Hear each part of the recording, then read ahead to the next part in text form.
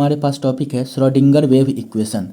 Schrodinger wave equation क्या है तो देखिए इसको डो टू साई, इसको हम लोग कहते हैं डो टू साई, इसको पढ़ते हैं ऐसे doh two psi by dough x square. इसको डी नहीं पढ़ते हैं, डो पढ़ते हैं।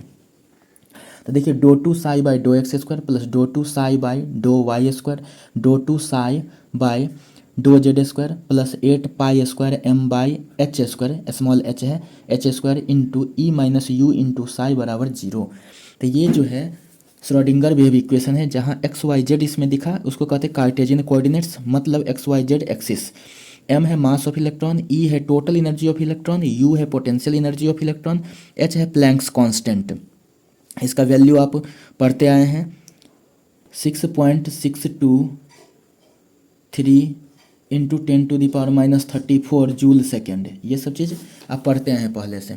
साई को कहते हैं wave function which gives amplitude of wave. अगर वेव ऐसे इस तरीक़ा से दिखा रहे हैं वेव को अगर हम इस तरीके से दिखा रहे हैं, देखेंगे ज़रा, वेव को अगर हम ऐसे दिखा रहे हैं तो यही इसका एम्पलीट्यूड है, यही एम्पलीट्यूड है इसका, ठीक, यही एम्पलीट्यूड है। और इसको तो मैंने पढ़ के बताया था कि इसको पढ़ते हैं क्या, डो टू साई। साई कैसे लिखते हैं, ऐसे लिख करके ऐसे करते हैं ये साई, तो इसको पढ़ते हैं d two psi by dough x square.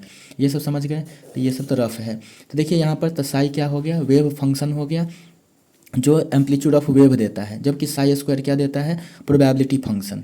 यह प्रोबेबिलिटी फंक्शन कहने का मतलब कि इलेक्ट्रॉन के पाए जाने की संभावना कहाँ पर ज़्यादा है, उसी को, यानी ऑर्बिटल के बारे में बताता है।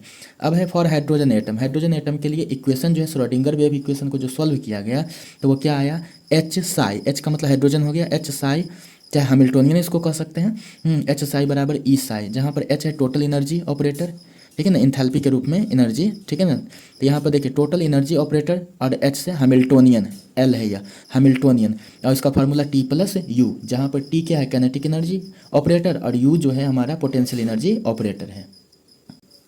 तो एच बराबर क्या हो गया, टी प्लस यू, यानी कि टी क्या हो गया, कैनेटिक एनर्जी, इसको क्या कहते हैं, कैनेटिक एनर्जी ऑपरेटर, और यू जो हो गया पोटेंशियल एनर्जी, यू जो हो गया हमारा वो क्या हो जाएगा, पोटेंशियल एनर्जी ऑपरेटर, ठीक है। तो h बराबर टी प्लस यू, तो इसी में अगर हम इसको फंक्शन के रूप में ले जाएं, वेव फंक्शन के रूप में, तो h बराबर टी प्लस यू, और यही एच साई बराबर क्या था, ई साई, एच साई बराबर क्या, ई साई हाइड्रोजन के लिए। तो यहाँ पर आप देख सकते हैं कि एच साई बराबर ई साई, तो एच के बदले में ये, ठीक है ना, एच के बदले में ये, उसमें साई लगा दीजिए, तो टी प्लस यू साई बराबर क्या है, ई साई के बराबर है। अब देखते हैं कि द एटॉमिक ऑर्बिटल्स, यानी atomic orbital can be represented, atomic orbital को रिप्रेजेंट किया जा सकता है कैसे, by the product of two wave functions, दो वेव फंक्शन के गुणनफल के रूप में। पहला क्या है, रेडियल वेव फंक्शन, ना दूसरा क्या है, एंगुलर वेव फंक्शन, यानी पहला रेडियल वेव फंक्शन के रूप में, दूसरा एंगुलर वेव फंक्शन के रूप में इसको यहाँ से रिप्रेजेंट किया जा सकता है। अब देख सकते हैं यहाँ कि the orbital wave function psi जो है ऑर्बिटल वेव फंक्शन, उसका कोई सिग्निफिकेंस नहीं, उसकी अपनी कोई सार्थकता नहीं है, लेकिन साई स्क्वायर की सार्थकता है, सिग्निफिकेंस है। तो यानी orbital wave function has no significance but psi square has significance, यानी कि साई स्क्वायर का क्या है यहाँ, सिग्निफिकेंस है, सार्थकता है। साई स्क्वायर है क्या, तो इलेक्ट्रॉन प्रोबेबिलिटी डेंसिटी जो ऑर्बिटल को डिटरमाइन करता है। साई जो है वह पॉजिटिव या नेगेटिव दोनों हो सकता है, वेव फंक्शन है या साई, यह दोनों हो सकता है पॉजिटिव नेगेटिव, लेकिन साई स्क्वायर यह हमेशा क्या होगा, पॉजिटिव होगा। इसी श्रोडिंगर वेव इक्वेशन के आधार पर जो प्रोबेबिलिटी डेंसिटी आया, जिससे ऑर्बिटल और नोड्स की बात करते हैं, तो देखिए प्रोबेबिलिटी डायग्राम, तो क्या है, द ग्राफ प्लॉटेड बिटवीन, यह ग्राफ जो प्लॉट किया गया किसके बीच, साई स्क्वायर एंड डिस्टेंस को हम आर से दिखाएंगे, ठीक है ना। तो साई स्क्वायर और डिस्टेंस के बीच, ये डिस्टेंस कहाँ से, फ्रॉम न्यूक्लियस, नाभिक से जो डिस्टेंस है उसके और साई स्क्वायर के बीच जो ग्राफ प्लॉट किया गया इज कॉल्ड प्रोबेबिलिटी डायग्राम, उसी को हम लोग प्रोबेबिलिटी डायग्राम कहते हैं।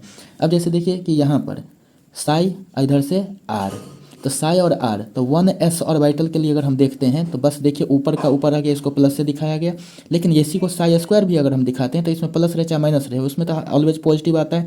1s के लिए ये हो गया, यही हो गया प्रोबेबिलिटी डायग्राम, साई स्क्वायर और आर के बीच का, यह क्या हो गया, प्रोबेबिलिटी डायग्राम। ऐसे भी हम लोग जो है देख चुके हैं कि 1s में कोई भी नोड नहीं होता, तो देखिए इसमें कोई नोड नहीं है। लेकिन अगर हम इसमें आते हैं 2s में, तो आप देखिए साई और आर के बीच का एक ग्राफ है, ऐसा है, जो आर वाले इस लाइन को यहाँ पर कट कर रहा है। तो इसको कट कर रहा है तो इसी को नोड कहते हैं। ऊपर वाला पोर्शन है उसको प्लस कहते हैं, नीचे वाला पोर्शन को माइनस कहते हैं। तो 2s में हम लोग नोड की अगर बात करते हैं नोड्स की, तो n-1, तो n का वैल्यू यहाँ पर कितना है 2 है, तो इसलिए 2 - 1 यानी एक वो नोड होना चाहिए। वो भी कैसा नोड है, यह रेडियल नोड है। क्यों रेडियल नोड, क्योंकि फार्मूला होता है n - l - 1, तो n का वैल्यू कितना 2, l का वैल्यू 0, s के लिए l का वैल्यू कितना होता है 0 होता है, एस सब सेल के लिए l का वैल्यू 0 और यहाँ पर 1, तो देखिए 2 - 1 बराबर कितना 1। तो इस तरह से क्या हो गया, रेडियल नोड हो गया। और एंगुलर नोड जो होता है, एंगुलर नोड जो होता है वह l के बराबर, l तो कितना 0 है, तो इसलिए इसमें कोई जो ना एंगुलर नोड नहीं, जो भी है रेडियल नोड है, यही नोड को यहाँ पर दिखाया गया है। लेकिन हम तो प्रोबेबिलिटी डायग्राम जो है तो दिखाते हैं किसके किसके बीच, साई स्क्वायर और डिस्टेंस के बीच, आर के बीच।